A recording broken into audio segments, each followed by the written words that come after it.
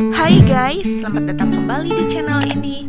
Kali ini saya akan menceritakan sebuah film berjudul Home Sweet Loan, yang mana berkisah tentang beratnya kehidupan yang dialami seorang anak bungsu perempuan yang menjadi tulang punggung karena hidup di tengah keluarga yang parasit, selalu bergantung padanya. Nah, daripada penasaran, kita langsung saja ya ke ceritanya. Dilihat-lihat dulu aja. Di awal film, kita diperkenalkan oleh seorang perempuan bernama Kaluna. Terlihat dia sedang mencari rumah impiannya dengan ditemani oleh ketiga sahabatnya, yaitu Tanis, Mia, dan Danan. Namun saat itu Kaluna merasa tidak cocok dengan rumah yang ia lihat itu. Kemudian mereka pun pamit secara baik-baik. Dan film Home Sweet Loan pun dimulai. Apa ini?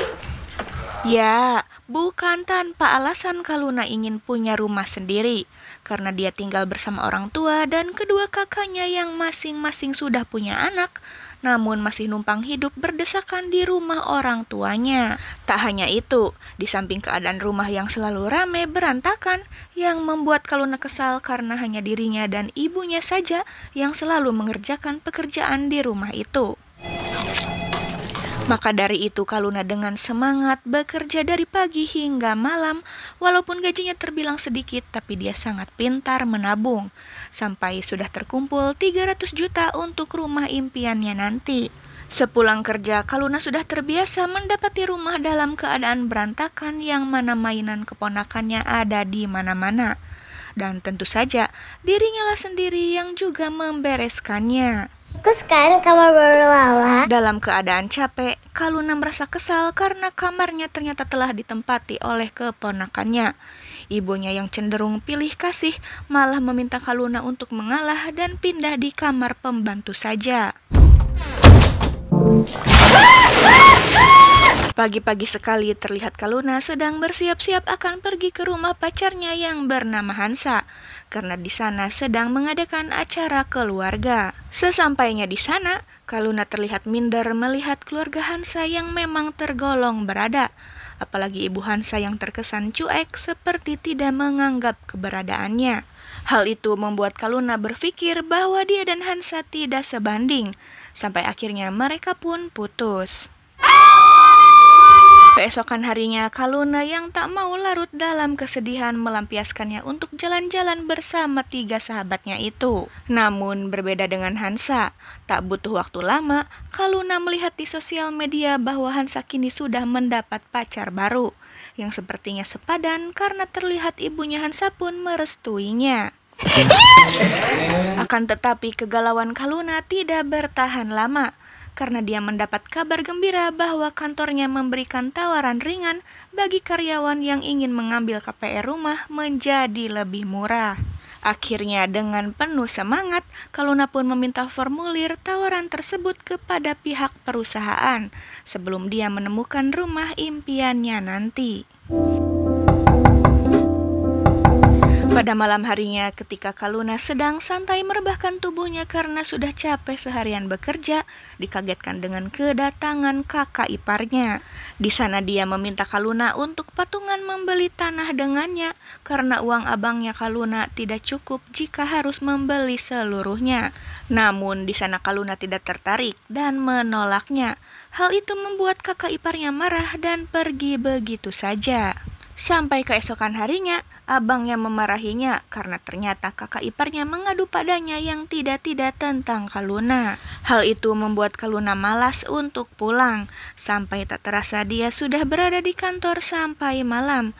Di sana seperti biasa dia menghitung jumlah tabungan di laptop tempat ia bekerja. Dan tiba-tiba datanglah Danan yang kagum begitu melihat tabungan Kaluna yang cukup besar, walaupun gaji mereka yang terbilang kecil, karena dia tidak bisa menabung seperti Kaluna dikarenakan hobinya yang suka ngopi.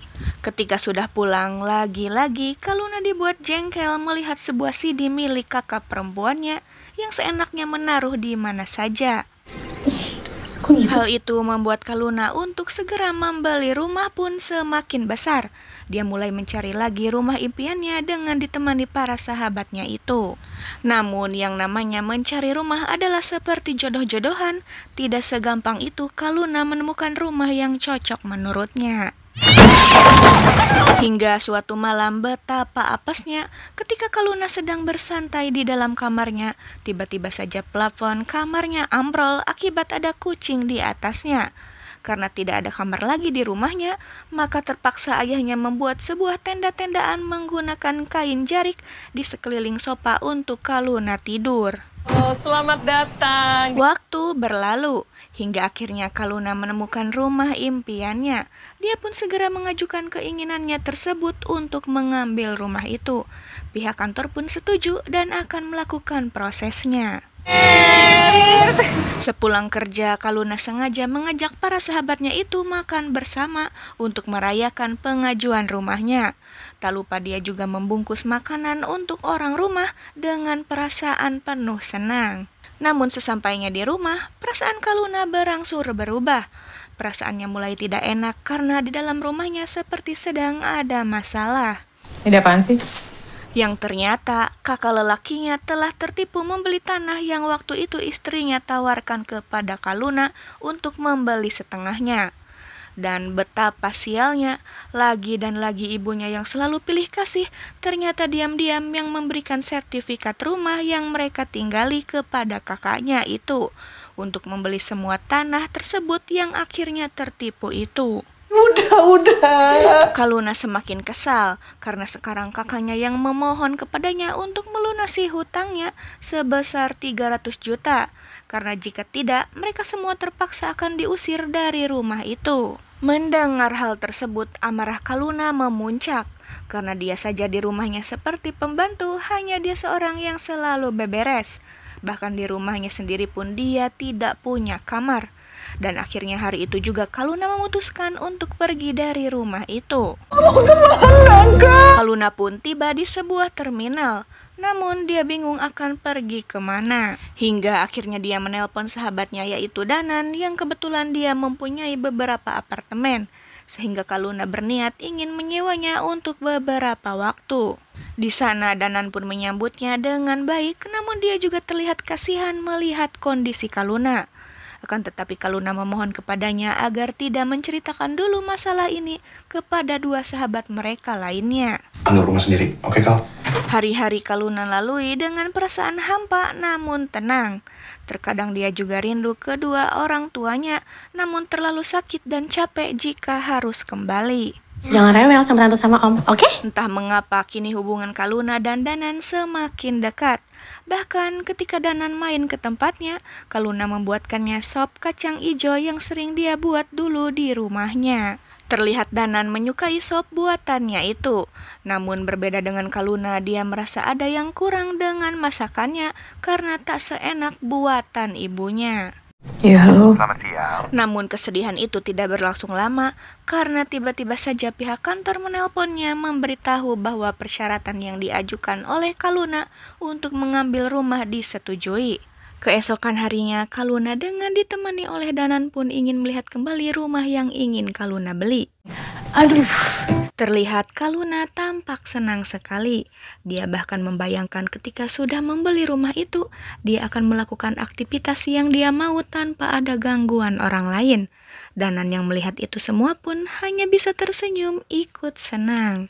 Namun kebahagiaan yang terpancar di wajah Kaluna berangsung memudar.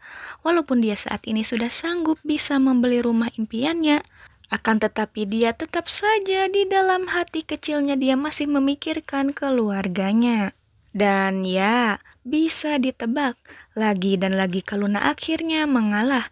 Dia rela menguburkan niatnya tidak jadi membeli rumah impiannya dan malah memberikan semua uang tabungannya itu kepada ayahnya agar rumah mereka dari kecil tidak jadi diambil.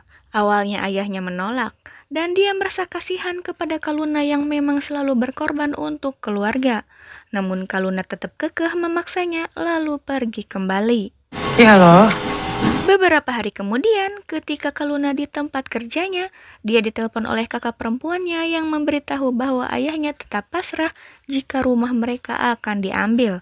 Karena dia tidak tega, kasihan kepada Kaluna dan tak mau menerima uang darinya.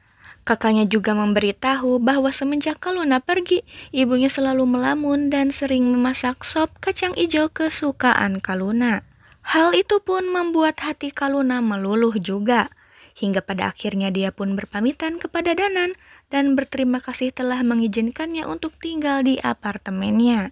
Di sana Danan merasa seperti sedih. Dia juga beberapa kali mencoba memberi kode bahwa dia menyukainya, namun Kaluna tidak peka. Di tempat lain, akhirnya Kaluna pun sampai di rumahnya. Ibunya memeluk Kaluna dengan penuh rindu. Udah, biarin aja. Namun di sana Kaluna merasa aneh, karena sekarang kakak dan kakak iparnya membantunya beberes. Pak, Tak lama kemudian, Kaluna menghampiri bapaknya di luar.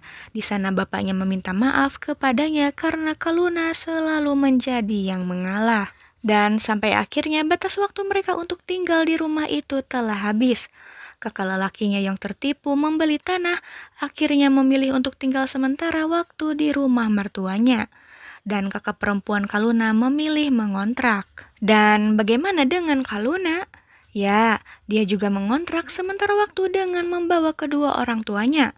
Karena rumah impiannya dulu yang ingin ia beli ternyata sudah laku terjual.